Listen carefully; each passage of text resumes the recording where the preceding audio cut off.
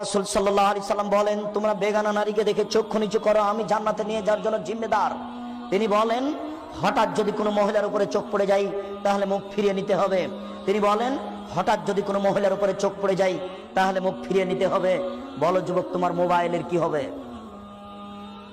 বলো যুবক, তোমাদের টিভির কি হবে?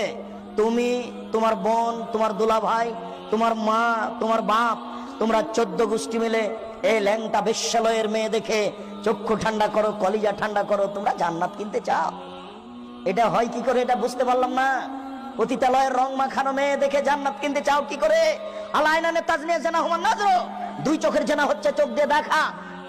অলজনানে জানা হল ইস্তেমা, দুই কানের জানা হচ্ছে কান দিয়ে শোনা। অলিয়াত জানা হাল বাদশ, হাতের জানা হচ্ছে হাত দিয়ে ধরা। আর রিজল জানা হাল মাসি, পায়ের জানা হচ্ছে পা দিয়ে চলা।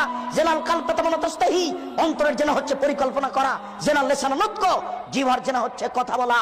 এগুলো সব জেনার মাধ্যম। এইভাবে জেনা করার পরেও কি করে তুমি জান্নাতের হিসাব করতে পারো? অত দামি মেয়েকে কিভাবে তুমি ভোগ করতে চাও? তুমি হিসাব করতে পারো না? জান্নাতের নারী এত সুন্দরী, জান্নাতের নারী এত সুন্দরী, জান্নাতের নারী এত সুন্দরী যাদেরকে দেখে মনে হবে ঝিনুকের মধ্যে লুকানো মুক্তা। জান্নাতের নারী এত সুন্দরী, জান্নাতের নারী এত সুন্দরী যাদেরকে দেখে মনে হবে ছড়ানো ছিটানো মুক্তা।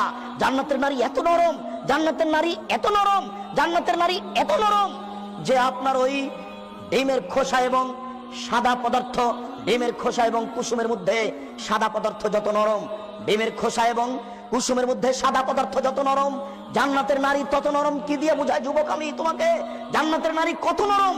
মহান আল্লাহ চ্যালেঞ্জ করে বলেছেন, লাম ইয়াতমিসহুন্না ইনসুন ওয়ালা জিন। জান্নাতের নারীকে মানুষ কোনোদিন স্পর্শ করেনি, জান্নাতের নারীকে জিন কোনো স্পর্শ করেনি, কোনো দিন কোনো জিন স্পর্শ করেনি।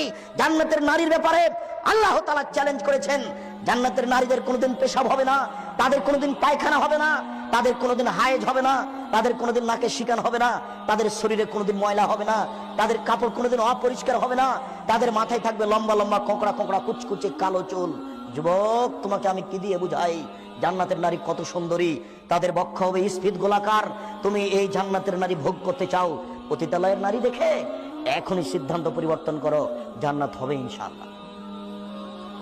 অনাহার নাফসানির হাওয়া ফাইনাল জান্নাত হিয়াল দাওয়া। আল্লাহ ওয়াদা করেছেন তোমার সাথে, পৃথিবীর প্রত্যেকটা মানুষের সাথে আল্লাহ ওয়াদা করেছেন। মানুষ যদি তার প্রবৃত্তিকে ঠেকাতে পারে, মানুষ যদি তার প্রবৃত্তিকে ঠেকাতে পারে, আজ থেকে টিভিতে পতিতালয়ের ল্যাংটা মেয়ে দেখবে না, আজ থেকে কোনো মেয়ের সাথে মোবাইলে গল্প করবে না, আজ থেকে জেনা বন্ধ করলো। এই বলে যদি সে নিজেকে ঠেকাতে পারে, আমি আল্লাহ তার সাথে ওয়াদা করেছি, আমি তাকে জান্নাতুল মাওয়া দিব। অনাহার নাফসানিল হাওয়া ফাইনাল জান্নাত হিয়াল দাওয়া। কেউ যদি নিজের প্রবৃত্তিকে ঠেকাতে পারে, মনের চাপকে ঠেকাতে পারে, কাপুরুষ তোমাকে চিনি রে।